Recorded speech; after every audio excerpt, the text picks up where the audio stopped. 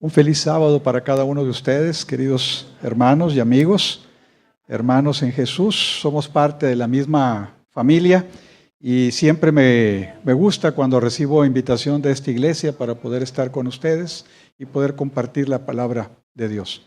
Un saludo especial, queda testimonio en la grabación. Estamos a día 11 de mayo, así es que queremos saludar y felicitar de manera especial a cada una de las mamás en esta iglesia, a las abuelas, que son mamás por segunda vez, ¿verdad? Mamás estrictas la primera y mamás consentidoras la segunda, ¿verdad? Y luego los nietos se parecen a las abuelas. Estábamos viendo a la nieta cómo estaba haciendo fiestas de este lado. Entonces queremos pedirle a Dios siempre que las bendiga a ustedes. Nosotros sabemos el impacto que una madre tiene. Mi madre falleció hace 3 años bajó al descanso. Yo recuerdo muy bien desde pequeño, desde muy chiquito, leyéndonos El amigo de los niños. Literalmente mamamos el evangelio en su regazo, ¿verdad? Y por eso dice la Biblia, ellos mueren, pero sus obras permanecen para siempre. El impacto de todo lo que nosotros hacemos en favor de los demás, y no hay nada más abnegado que el amor de una madre en beneficio de los que ama. Es un impacto que trasciende las edades y que nosotros todavía no alcanzamos a entender. Hasta que lleguemos aquel día con el Señor, comprenderemos la magnitud de lo que una madre representó para nosotros. Mi hermana, si quieren pasar a sus lugares, no hay ningún problema por nosotros. Voy a invitarlos a abrir sus Biblias para, como decía la hermana, entrar al plato fuerte de la semana en Romanos capítulo 6, versículo 22. Es la lectura bíblica para esta mañana. Va a ser el marco sobre el cual vamos a relatar una historia que tiene como propósito darnos algunas enseñanzas. Dice la palabra de Dios, Romanos capítulo 6, versículo 22, mas ahora que habéis sido libertados del pecado y hechos siervos de Dios, tenéis por vuestro fruto, ¿qué dice ahí? Y como fin, ¿qué cosa? Es muy importante que usted entienda que en el plan de la salvación, cada paso da como consecuencia el siguiente. ¿Y por qué es importante que nosotros digamos esto esta mañana? Porque hay concepciones alrededor del plan de la salvación que están equivocadas y que hacen a las personas no tener la mejor aproximación al plan de la salvación y por lo tanto se privan de recibir las mejores bendiciones que Dios quiere darnos. La salvación comienza por la gracia de Dios. Nunca inicia, valga la redundancia, como una iniciativa humana. Es la iniciativa de Dios. Cuando el hombre y la mujer pecan, la consecuencia natural del evangelio de causa y efecto que predican algunos afuera hubiese sido que ellos hubieran muerto. Pero en lugar de muerte, Dios no llega con un palo para golpearlos, sino llega con un mensaje de esperanza. Cuando yo veo esto, Oscar, me pregunto, ¿cómo deberíamos de tratar nosotros a los que yerran en la iglesia? Si Dios, cuando vio que Adán y Eva se habían equivocado y se equivocaron, dice un clásico, en gran manera, se equivocaron en grande. Dios no llegó con el palo para golpearlos, sino llegó con un mensaje de esperanza, llegó con un regalo. Les presentó el evangelio. Inmediatamente cuando esto ocurrió, ¿cómo tratamos nosotros a las personas que fallan? ¿Cómo nos acercamos? ¿Qué les decimos? ¿Qué les hacemos? A veces simplemente hacemos una junta y simplemente los borramos. Todo lo que cuesta ganar un alma para escupirla a la calle con una facilidad en muchas ocasiones. ¿Significa eso que la iglesia no tiene esa autoridad? Claro que la tiene, pero no la tiene para usarla muchas veces de esa manera. Qué empatía, qué simpatía, qué trabajo hacemos por las personas cuando han errado. Y cuando ha habido necesidad de tenerlas, inclusive hay que imaginar qué trabajo hacemos para seguirlas conservando cerca. Hay personas que se han ido de la iglesia y ya no quieren volver, sienten vergüenza, sienten pena de volverse a sentar entre nosotros. Y algunos sienten rabia, y sienten odio, y sienten resentimiento. Pero Jesús no actúa de esa manera. ¿Y nosotros cómo deberíamos de actuar? El libro de Filipenses dice que nosotros debe de haber el mismo sentir que hubo en Cristo, el cual siendo igual a Dios, no escatimó en nada que aferrarse, ¿sí? Se rebajó, se humilló, dice la expresión, hasta ser como nosotros y recibir la muerte más vergonzosa de su tiempo, solo con una finalidad: garantizar que cada uno de nosotros pudiera tener acceso a la salvación si es que hubiese caído. Cuando planteamos el asunto de esta manera nos quedamos un poquito fríos. Nuestras tradiciones heredadas, nuestras conductas heredadas nos han hecho a veces sentir cómodos dentro de la iglesia y a veces no necesariamente representamos lo que Cristo quisiera que representáramos como su iglesia. Entonces es importante que esta mañana nosotros veamos lo que el apóstol Pablo nos dice. Dice, ahora que habéis sido libertados del pecado, como consecuencia de haber sido perdonados, dice aquí, tenéis por fruto la santificación. Yo tenía una tía que me decía, sobrino, cuando yo sea perfecta me voy a bautizar. Y le digo, tía, eso no va a ocurrir jamás. Ni siquiera estando ya bautizados vamos a alcanzar ese nivel de perfección. Tenemos que venir a Cristo tal como somos. ¿No dice así el himno, tal como soy de pecador? Así debemos de venir. Una vez en mi iglesia teníamos una junta de los ancianos y estaba tratando uno de ellos de introducir un punto. Debemos de evitar que a nuestra iglesia entre gente en estado inconveniente. ¿Qué significaba estado inconveniente? Pues quizás para algunos significa que pues, si tú no vienes de saco y corbata o de tacón y medias, ¿qué estás haciendo en la iglesia? Tradiciones. Si tú no vienes vestido como yo visto, o si tú no comes como yo como, pues tú no puedes entrar en la iglesia. Él lo que trataba de decir es que había ciertas personas en características indigentes que no los deberíamos dejar entrar a la iglesia. Hay los clásicos, en mi iglesia hay pedigüeños profesionales, gente que viene a pedir limosna profesionalmente todos los sábados. ¿Verdad? Profesionalmente digo, no fallan. Si tuvieran un trabajo, faltarían más al trabajo de lo que nunca fallan a pedir limosna dentro de la iglesia. ¿Sí? Hay gente que tiene necesidades permanentes, pero hay gentes que viven en necesidades porque no quieren trabajar para salir de su pobreza, de su miseria. Esa gente habita entre nosotros, está entre nosotros. Siempre estará presente entre nosotros. La pregunta es si nosotros debemos de evitar el acceso a ellos o no. A las 2 semanas de esa junta, yo tenía una campaña de evangelismo en mi iglesia. Y el día jueves, normalmente en mis campañas de evangelismo, yo acostumbro a hacer el llamado bautismal. Para que el que siente que Dios le ha tocado, lo reciba y participe del bautismo en esa semana o en las fechas siguientes. Y cuando estábamos en ese punto, estábamos haciendo el llamado bautismal, una persona empezó a llorar al fondo y empezó a caminar hacia mí. Venía en estado inconveniente, cruzado, es que ha combinado alcohol con alguna droga. Generalmente las drogas que las personas de escasos recursos tienen es resistol o alguna droga por el estilo, cemento o algo igual. Muy dañinos, muy tóxicos. Todas las drogas son malas, pero esas son muy malas y la cruza es muy fuerte.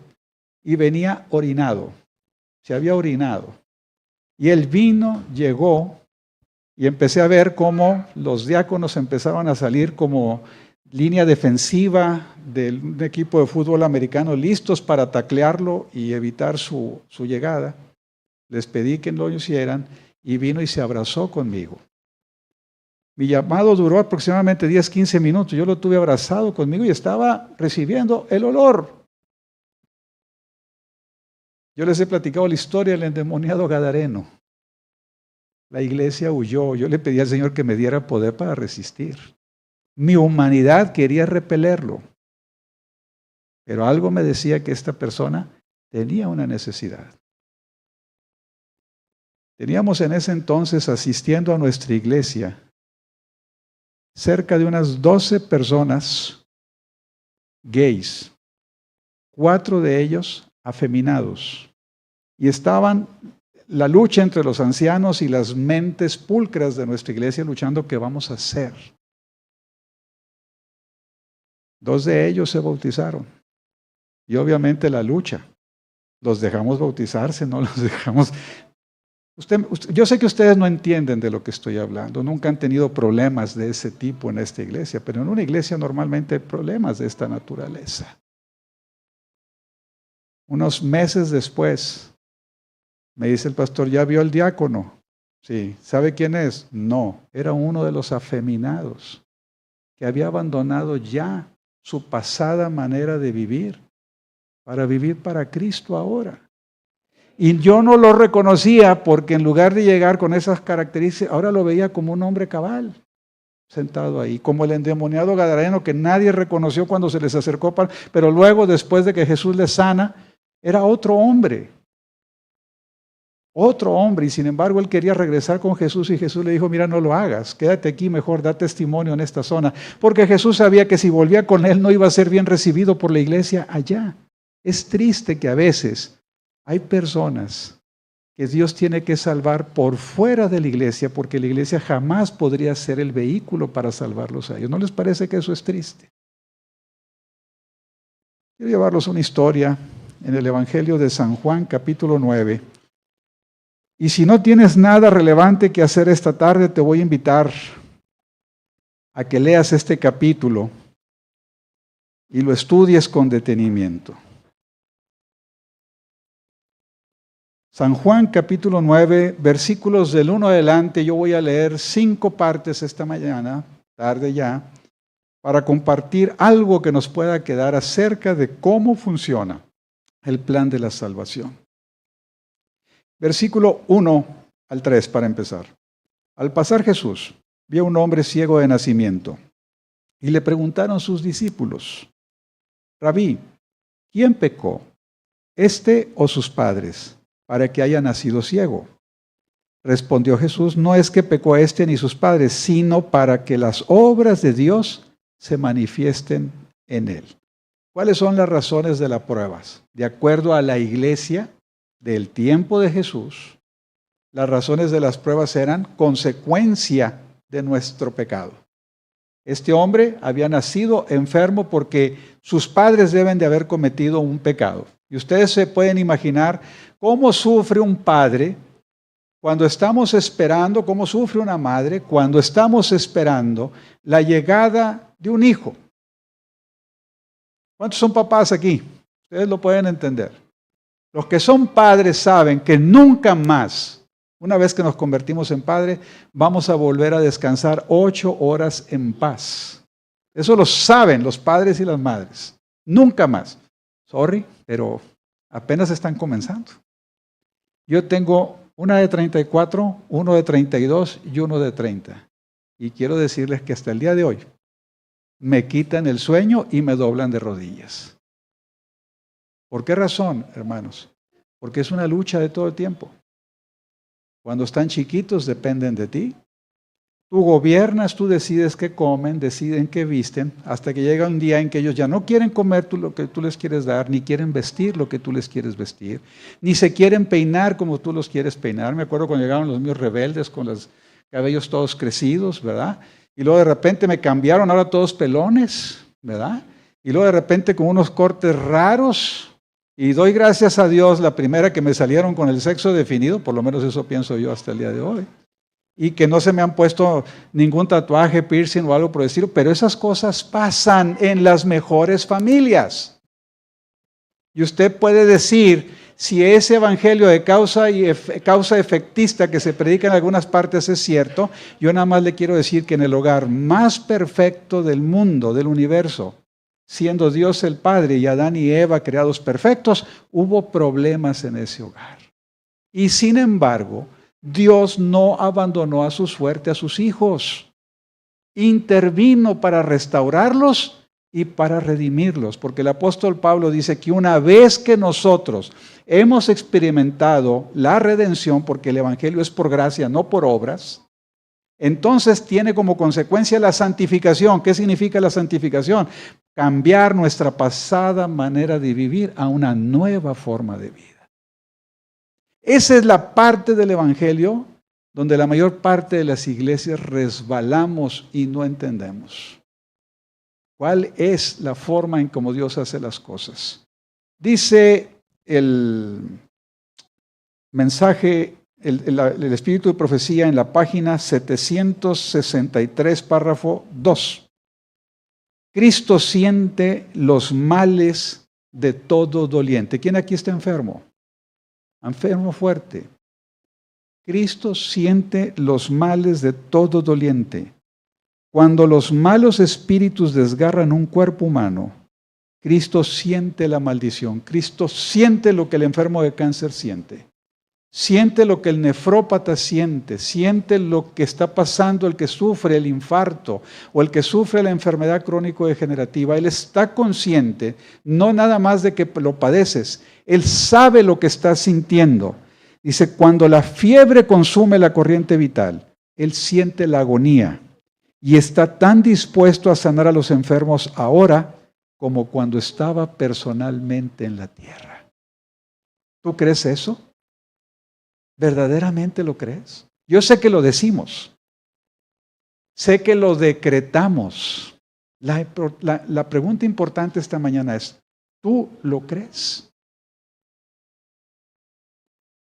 Versículo 5. Entre tanto que estoy en el mundo, dice el Señor Jesús, luz soy del mundo. ¿Te acuerdas al principio de la creación? Cuando las cosas empezaron a ser creadas. ¿Cuándo fue creada el sol y la luna? ¿En qué día?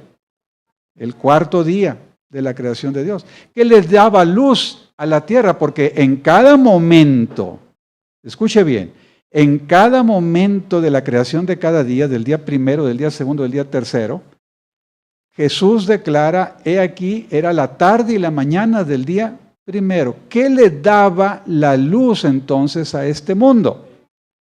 Jesús. Jesús era la luz de este mundo. ¿Sí? Cuando ve el apóstol Juan hacia la tierra nueva redimida, ya no vi, dice, ni templo ni sol. Ya no hay necesidad porque Dios mismo es ¿qué cosa? Su luz. ¿Te das cuenta?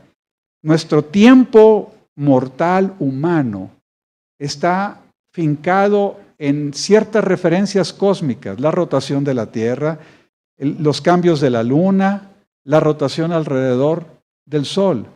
Pero cuando estemos con Jesús, las cosas van a ocurrir de una manera diferente a como nosotros las vemos hoy en día. ¿Cómo va a ser eso? El apóstol Pablo dice, cosas que ojo no vio, ni oído oyó, son las que Dios tiene reservado. Y aquí me gusta, no dice para los redimidos, dice para los que le aman. La redención significa amar a Jesús.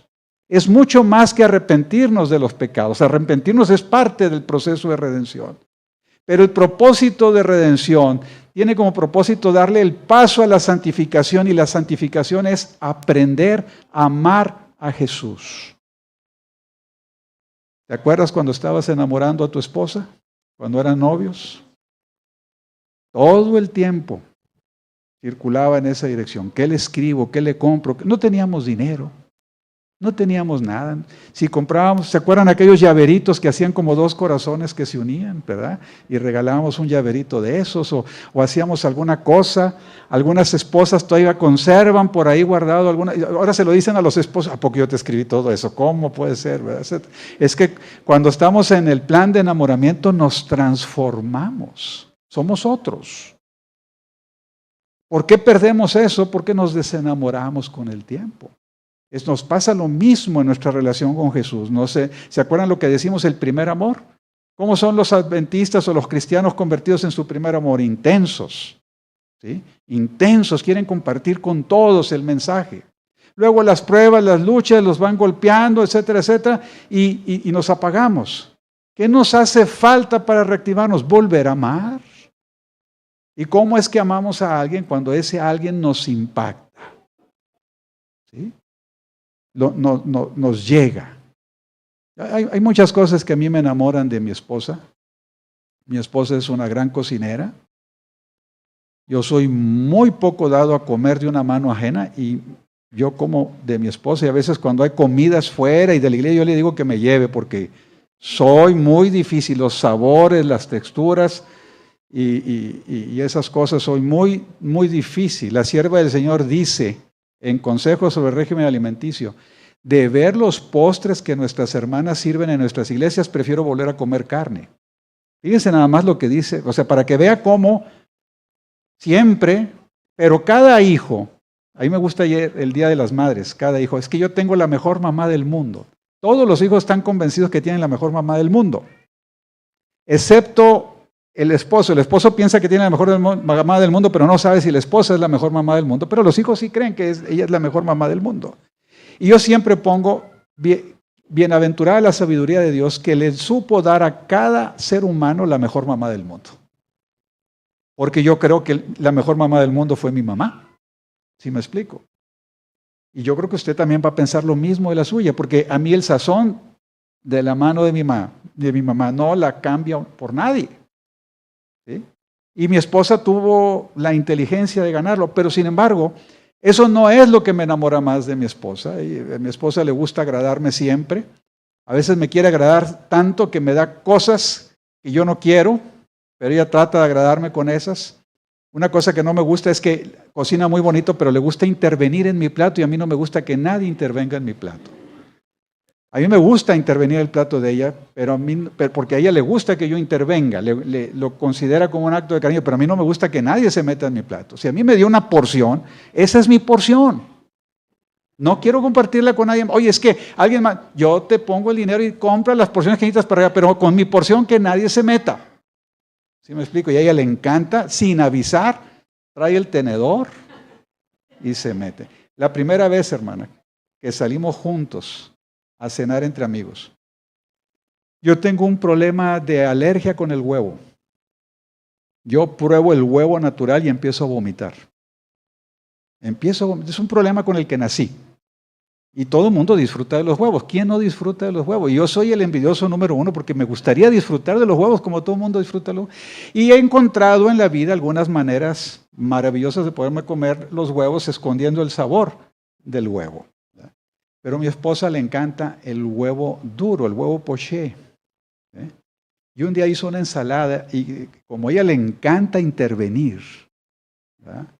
Entonces, o sea, entrar en tu vida sin avisar.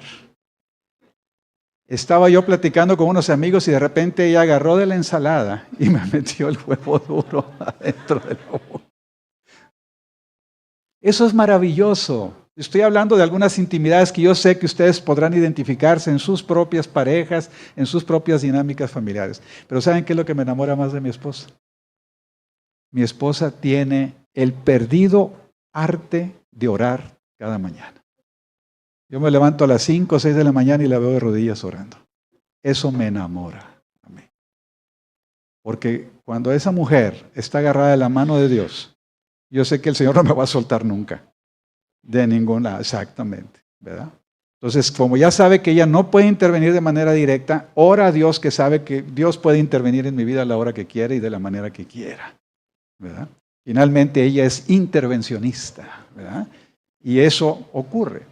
Bueno, hermanos, ¿a qué quiero ir con estas situaciones? La situación de decir, nosotros necesitamos volvernos a enamorar, dejar el ritualismo de lado y volverle a encontrar un sentido a lo que hacemos. Escuche bien, versículo 6.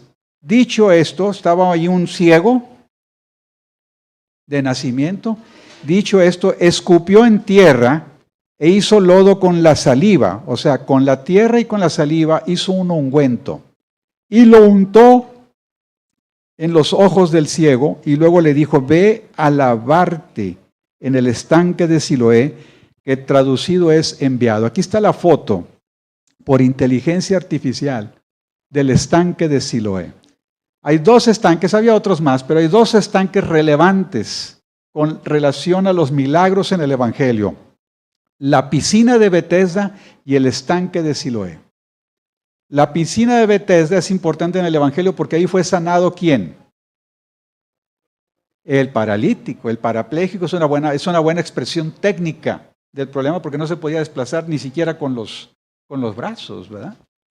y el parapléjico fue sanado en el estanque de Betesda, que estaba dedicado en el tiempo de Jesús a rituales al dios griego Esculapio, el dios de la medicina. Entonces, ese era el lugar. Y luego estaba el estanque de Siloé. El estanque de Siloé estaba relacionado con ciertos baños rituales de los adoradores que venían en 3 ocasiones al año a Jerusalén a las fiestas.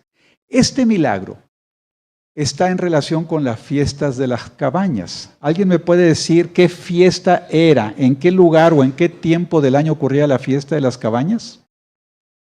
¿Alguien lo sabe? ¿A alguien le gustaría que yo le dijera en qué tiempo ocurría la fiesta de las cabañas? Bien, la fiesta de la cabaña era la última fiesta de las 3. La primera fiesta era la fiesta de la Pascua. En la fiesta de la Pascua, durante esa semana, tenían que venir todos los varones a Jerusalén, porque se celebraban 3 festividades. La fiesta de la Pascua, la fiesta de los panes sin levadura, ¿sí?, que duraba 8 días, y la fiesta de la gavilla mecida.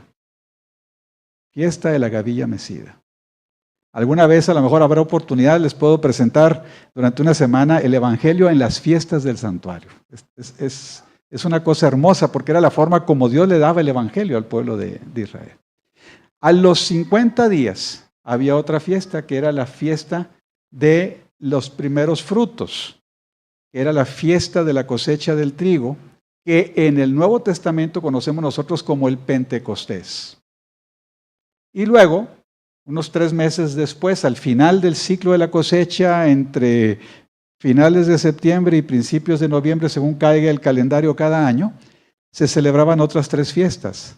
La fiesta de las trompetas, a los 10 días, la fiesta del Yom Kippur, o sea, la fiesta de la reconciliación, y a la semana empezaba la fiesta de las cabañas. Las fiestas de las cabañas duraban una semana.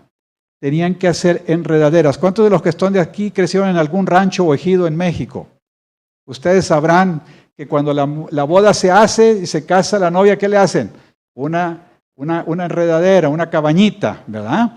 Y que no se vaya a caer la cabañita, porque entonces es signo de mal augurio para ese matrimonio. Entonces, ¿pero qué sucedía? Que todos venían y debían de vivir durante una semana, no en sus casas, sino en cabañas, en esas cabañitas, en esas enredaderas. Y ahí hay una serie de fiestas con relación al evento de la mujer adúltera, que ustedes pueden leer en Deseo de todas las gentes, cómo tocaban los levitas, las trompetas, y la gente, y el coro, la gente entera contestaba. En las plazas se ponían las cabañitas para que la gente estuviera ahí. Y el estanque de Siloé era para irse a bañar y para irse a asear. Tenía esas funciones rituales para poderse presentar delante del templo. Este estanque, que venía de unos 400, 500 años atrás, fue después destruido y fue reencontrada sus ruinas hace aproximadamente 20 años. Y ahorita están siendo rescatadas, y por inteligencia artificial tenemos esta imagen tomando en cuenta sus ruinas de cómo era bajar por unas escaleras. Parece ser que era más profundo que lo que se ve ahí, porque parece ser que llegaba alrededor de mi ombliguito o de mi pecho, y la gente podía sumergirse y tenía escaleras para entrar y salir de esa área. Entonces, ¿qué le dijo Jesús a este hombre? Lo mandó a que se sumergiera en el agua. Te hago la pregunta: ¿qué necesitó Jesús para sanar a Bartimeo el ciego? ¿Qué necesitó Jesús para sanar a Bartimeo el ciego? ¿De qué instrumentos se valió? De su palabra. Fue un milagro directo de la palabra de Jesús. ¿Sí? Bartimeo pidió hablar con Jesús. ¿Se acuerdan qué le dijo? Jesús, ¿qué cosa? Hijo de David. Eso causó un escozor enorme. Eso quería decir que Jesús era descendiente de David, por tanto él tenía derecho al trono. Te hago una pregunta: ¿quién era más ciego? ¿Bartimeo o el sumo sacerdote? ¿Quién veía más? ¿Quién veía mejor? ¿Sí? Este muchacho era un ciego de nacimiento, nunca había visto. Y Jesús ahora hace un milagro diferente. Hace un ungüento para untárselo en los ojos. Yo soy oftalmólogo, ustedes lo saben, y jamás yo le hubiera puesto, y más, si el Señor Jesús me hubiera preguntado, Señor Jesús, eso no se hace. ¿Qué quiero decir con esto?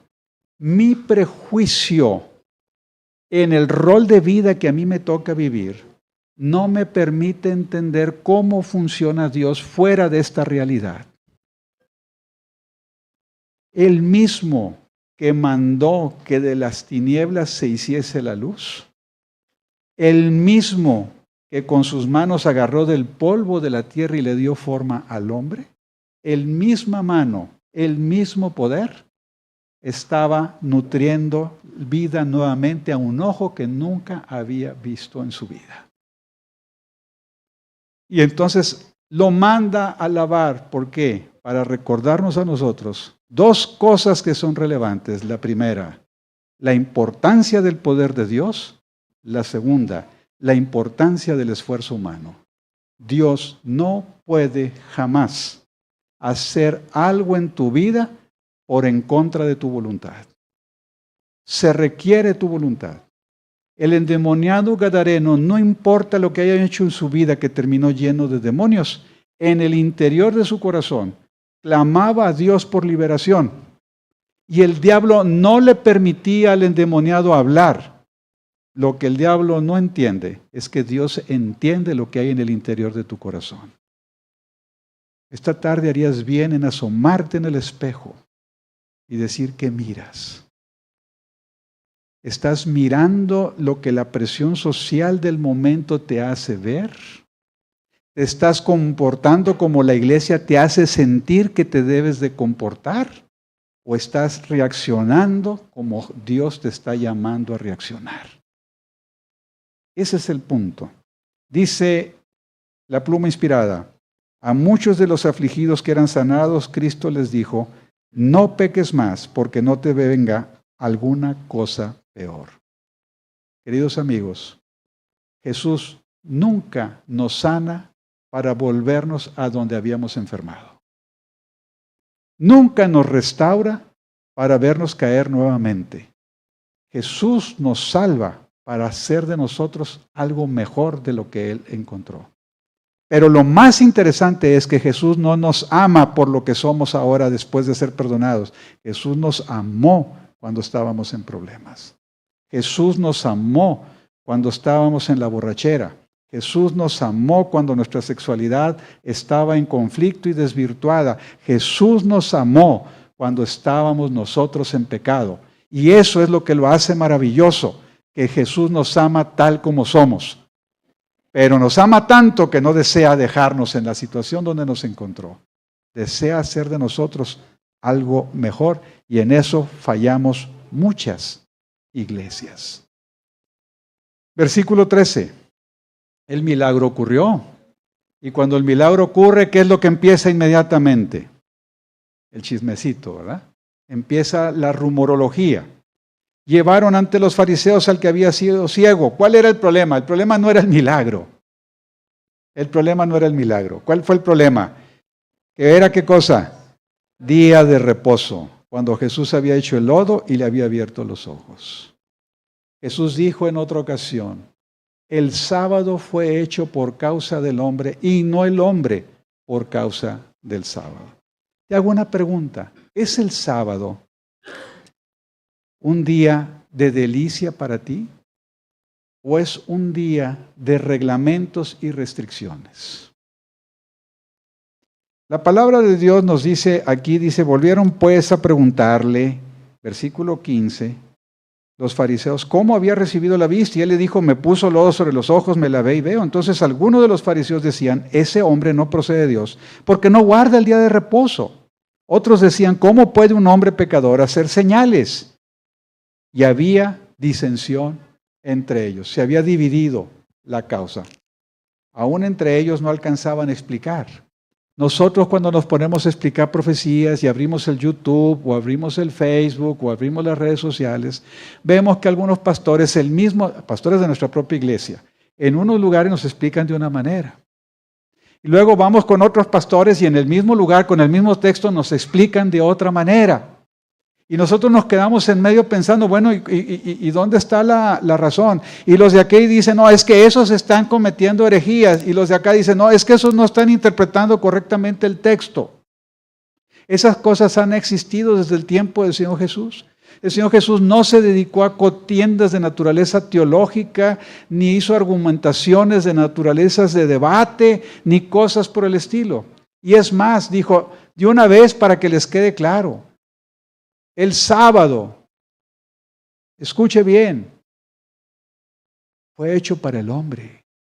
El sábado fue hecho como un regalo de Dios para el hombre. Entonces, doctor, ¿cuál es la razón que debe de gobernar en nuestra observancia del sábado? Que aprendas a dejar de ser tú mismo y imites a Jesús. ¿Qué hacía Jesús el sábado? Cumplir reglamentos sobre reglamentos. Había más de 600 reglamentos con relación al sábado en el tiempo del Señor. Muchos reglamentos. Nosotros tenemos muchos reglamentos. Algunos ya ni se siguen, pero les puedo decir yo que soy un adventista. El domingo pasado cumplí 61 años de edad, nací en la iglesia. Entonces les puedo decir los reglamentos que había hace 50 años, cuando ya empezaba a tener uso de razón, si es que la tengo, porque a lo mejor algunos dicen que todavía no hago uso de razón, pero en ese entonces, y yo me acuerdo que en ese entonces no prendíamos la radio, no prendíamos el televisor, veníamos a la iglesia, no comprábamos el sábado, no íbamos al restaurante el sábado, no hacíamos una serie de cosas el sábado. ¿Sí me explico? Hoy en día algunas cosas se han relajado, otras, lo importante es no trabajar el sábado, o no presentar un examen el sábado, ¿verdad? O no hacer alguna cosa así el sábado. Inclusive algunos de los que quieren entrar ahorita a la universidad no están buscando poder presentar los exámenes de admisión fuera del sábado, porque ya tenemos el principal obstáculo, que los exámenes son el sábado, ¿verdad? Y buscar un examen que no sea, soy un héroe del sábado, no presenté el examen del sábado, ¿verdad? Ya soy un héroe del sábado. ¿Y ese sábado qué hiciste, hermano? Van a jugar. Bueno, qué bueno que ahora el partido va a ser mañana, no va a ser hoy. Pero si fuera hoy, a ver, la sociedad de jóvenes, híjole, qué fastidio ir a la sociedad de jóvenes. Doctor, ¿cómo puede decir usted que es un fastidio venir? Simplemente venga hoy en la tarde a la sociedad de jóvenes a ver si tenemos la misma asistencia que aquí. ¿Por qué no? Porque es un fastidio. Y luego están los muchachos, están aquí en la sociedad de jóvenes y por acá están. ¿Verdad? Es decir, ¿cuál es el problema? No hemos encontrado el sentido. El sábado es un día donde tenemos que aprender a renunciar a nosotros mismos para servir a los demás, para entregarnos a los demás. En una iglesia, ya voy a aterrizar el avión, no se mortifiquen, hermanos. Yo también ya estoy empezando a sentir algo raro aquí. En una iglesia platiqué una experiencia. Mi esposa y yo empezamos a utilizar sábados de mañana como sábados misioneros. ¿Qué significaba eso? Mi tío, que era un ferviente religioso de nuestra iglesia madre en este país, y su esposa, había estado decayendo su salud. Y cuando fallece mi madre, decido empezar a buscarlo. Y los sábados en la mañana lo invitábamos a desayunar antes de la iglesia. Algunos de ustedes me van a decir, doctor, ir al restaurante el sábado en la mañana. Bueno, mi propósito era misionero, no comercial. Si a alguien le molesta eso, lo respeto. ¿Sí? No lo comparto, pero lo respeto. Tiene derecho a pensar diferente a mí. Yo le platico como yo lo viví. Y entonces el primer sábado de cada mes invitábamos a mi tío y a mi tía a desayunar. Y fuimos viendo el deterioro de salud de mi tío. Tenía una diabetes muy avanzada, con una enfermedad nefróptica muy avanzada. Y al principio hablaba muy bien, veía mal, pero después fue perdiendo el contacto con el sentido de la realidad. Pero a mí me encantaba verlo cómo desayunaba. Me encantaba verlo cómo paleaba su desayuno, su huevito lo paleaba hasta que le quitaba la última pellejito de frijoles que había por ahí, todo se lo comía. Verlo comer con ese gusto. No me acuerdo por qué platiqué esa experiencia con la iglesia, pero me acuerdo que esa semana que terminé, la iglesia vino y me dijo, doctor, queremos como iglesia contribuir en algo. Usted dígame. Y entonces me dieron un dinero. Dice, este no es un dinero para usted. Queremos invitarle su próximo desayuno con su tío. wow, me quedé yo como iglesia. Un regalo de ese tipo, yo no lo voy a olvidar nunca en la vida. El año pasado mi tío falleció. Me acuerdo la última vez que lo sacamos a desayunar y ahora nos ha quedado la tía. Mi tío era el hermano de sangre de mi mamá, mi tía es mi tía política y ahora la tenemos. La dicha de que hemos mantenido el contacto y de seguir manteniendo ese contacto misionero. El sábado, ¿se acuerdan por qué tus discípulos cortan espigas el día de... ¿Por qué violas nuestras reglas? No, no eran reglas, eran tradiciones. La única regla es que el sábado fue hecho para beneficio del hombre, para que el hombre imite a su creador y sirva al hombre. Esa es la única regla. Oiga, dejé de trabajar, sí, ¿por qué yo dejo de trabajar? Porque dejo de hacer lo mío. Si retrajeres tu pie de hacer tu voluntad el día sábado y lo llamares santo, delicia de Jehová, entonces recibirás la bendición. Pero hay gente que dice, ¿cómo voy a dejar de trabajar? ¿De qué voy a...? No, hermano, el sábado no es para ti. No entiendes todavía. ¿Y cómo puedo llegar a entender? Cuando tú experimentes la necesidad de un Salvador y seas redimido, entenderás lo que es actuar por amor. Yo paso aquí, me va a suceder ahorita 2, 3 cuadras de aquí, que va a pasar uno sin obedecer las leyes de tránsito, que va a meterse uno por donde no debe, que me va a cerrar y va a salir mi viejo hombre. Y ustedes no conocen el viejo hombre, pero mi esposa sí lo conoce. Mi viejo hombre no se ha muerto, sigue estando ahí. Y yo estoy luchando como el apóstol Pablo en Romanos 7.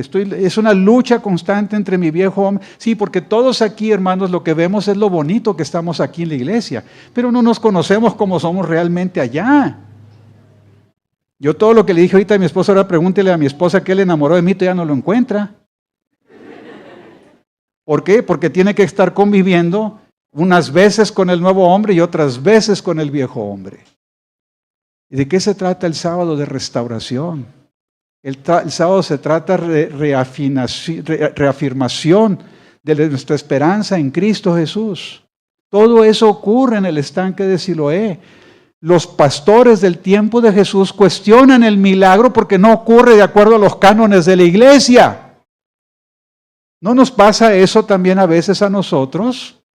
Yo no estoy atacando a la iglesia, estoy haciendo una autorreflexión porque la iglesia somos usted y yo, no los pastores y la administración, ese es otro asunto. Somos nosotros. Y finalizando entonces dice, versículo 20, sus padres respondieron porque les dijeron, sabemos que este es nuestro hijo, porque decían, este no es el cieguito que estaba allá, pero los padres me dijeron, sí, este es nuestro hijo, ¿verdad?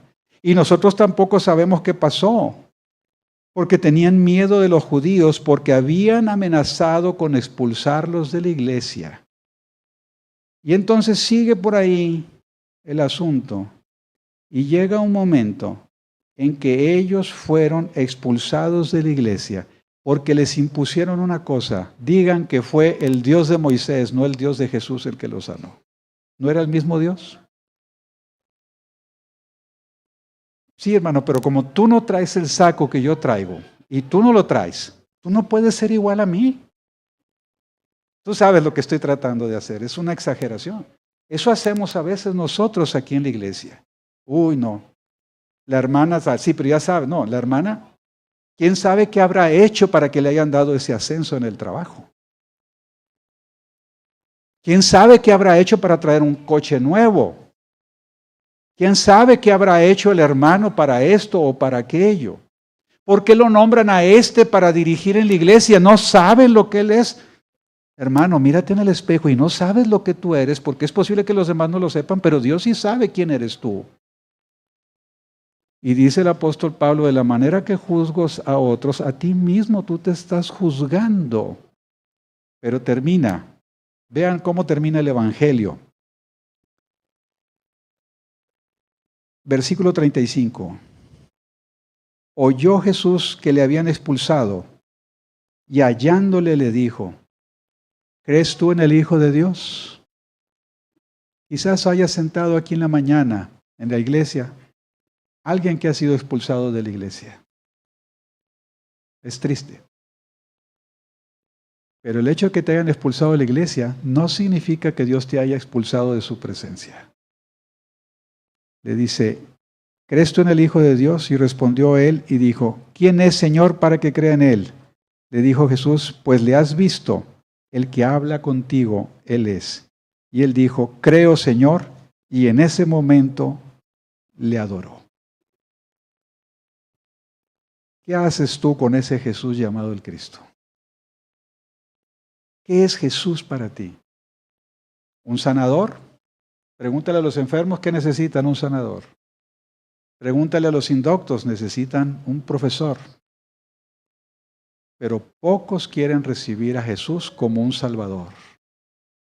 Porque recibir a Jesús como un Salvador significa reconocer que eres un pecador. Pero a todos los que le reconocen, a los que le reciben, los recibe como hijos e hijas de Dios. Y esta mañana yo te pregunto, ¿a quién quieres? ¿A Jesús el filósofo? ¿A Jesús el médico? ¿A Jesús el maestro? ¿A Jesús el líder?